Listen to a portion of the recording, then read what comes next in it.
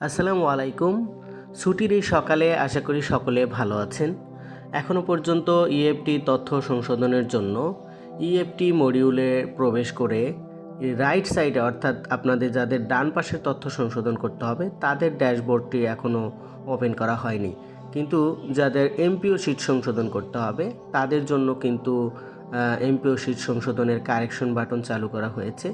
আপনারা একটু মনোযোগ সহকারে খেয়াল করে দেখবেন যে এমপিও শিট কারেকশনের জন্য যে পাসওয়ার্ড রয়েছে সেটা এবং ইএফটি তথ্যের যে পাসওয়ার্ড রয়েছে সেটা কিন্তু ভিন্ন, অর্থাৎ একই পাসওয়ার্ড, কিন্তু আপনি যখন এমপিও কারেকশন করবেন তখন আপনাকে পাসওয়ার্ডটি ব্যবহারে এমপিওর এমটি ছোট হাতের অক্ষরে এবং যখন ইএফটি তথ্য কারেকশন করবেন তখন কিন্তু আপনার বড় হাতের অক্ষর ব্যবহার করতে হবে। এই যে দেখুন, এটি এমপিও শিট কারেকশনের পাসওয়ার্ড, এখানে ছোট হাতের এম ব্যবহার করতে হবে।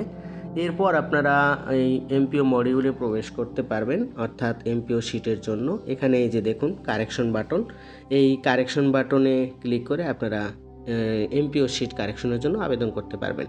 কিন্তু জটিলতা যেটা রয়েছে সেটা হচ্ছে যে যাদের যাদের এনআইডিতে প্রবলেম রয়েছে এবং যাদের ব্যাংক অ্যাকাউন্টে প্রবলেম রয়েছে তাদের কিন্তু ওই সংশ্লিষ্ট ব্যাংক অ্যাকাউন্ট থেকে ব্যাংক অ্যাকাউন্ট এবং এনআইডি তথ্য সংশোধনের জন্য কিন্তু নির্বাচন কমিশন বরাবর আবেদন করে আগে এনআইডি সংশোধন করতে হবে।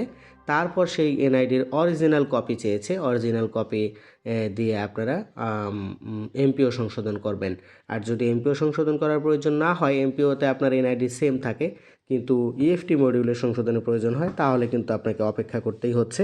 অর্থাৎ এই ইএফটি মডেলের এখনও ইন্ডিভিজুয়াল ড্যাশবোর্ডটি ওপেন করে দেওয়া হয়নি, অর্থাৎ ব্যক্তিগত তথ্য সংশোধনের কোনো অপশন এখনও কিন্তু ইএফটি মডিউলে দেওয়া হয়নি। আপনারা সেটা ইএফটি মডিউলে প্রবেশ করলেই দেখতে পাবেন যে এখনও পর্যন্ত সেটা সম্ভব হচ্ছে না।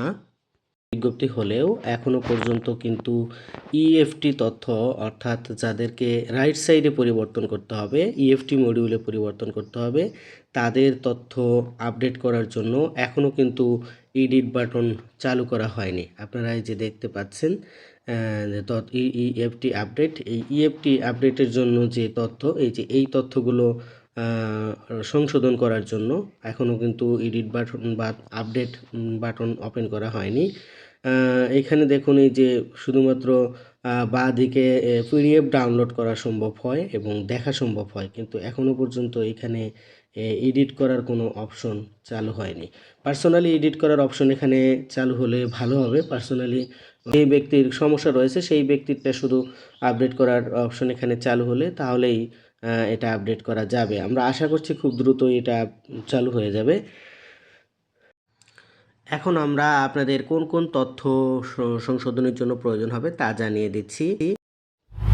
প্রতিষ্ঠান প্রদান কর্তৃক রেজুলেশন বা হেড ফরওয়ার্ডিং, রেজুলেশনের দরকার নেই, অ্যাপ্লিকেশনের মতো একটি হেড ফরওয়ার্ডিং হলেই হবে।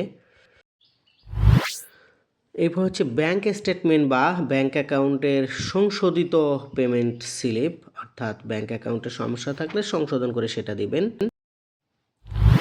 প্রতিষ্ঠানে নিয়োগের মূল নিয়োগপত্র, বরাবরের মতো শিক্ষক কর্মচারীর তথ্য বিবরণী বা স্টাফ প্যাটার্ন দিতে হবে। সাবজেক্ট অ্যাপ্রোপ্রিয়েশন, অর্থাৎ অনেক শিক্ষকের কিন্তু বিষয়টি আনডিটারমাইন্ড রয়েছে, তাদেরকে এটা অ্যাপ্রোপ্রিয়েশন লেটার বা অনুমোদনের চিঠি দিতে হবে। সকল একাডেমিক পরীক্ষার সনদ দিতে হবে এবং জাতীয় পরিচয়পত্রে অরিজিনাল কপি, অর্থাৎ জাতীয় পরিচয়পত্রে যদি কোনো ভুল থাকে তাহলে সংশোধন করে তার অরিজিনাল কপি দিতে হবে। এই পর্যায়ে সতর্কতা রয়েছে, অর্থাৎ নির্দিষ্ট সময়ের মধ্যে তথ্য সংশোধন করতে ব্যর্থ হলে তার দায়ভার সম্পূর্ণরূপে প্রতিষ্ঠান প্রদান বা তথ্য সংশোধনকারীকেই নিতে হবে, কোনোভাবেই কর্তৃপক্ষ কোনো দায় নিবে না। অর্থাৎ এপ্রিল থেকে কিন্তু বেতন বন্ধ হয়ে যাবে। এই বিষয়ে সকলে সতর্ক থেকে সময় মতো তথ্য সংশোধন করুন। অসংখ্য ধন্যবাদ সকলকে।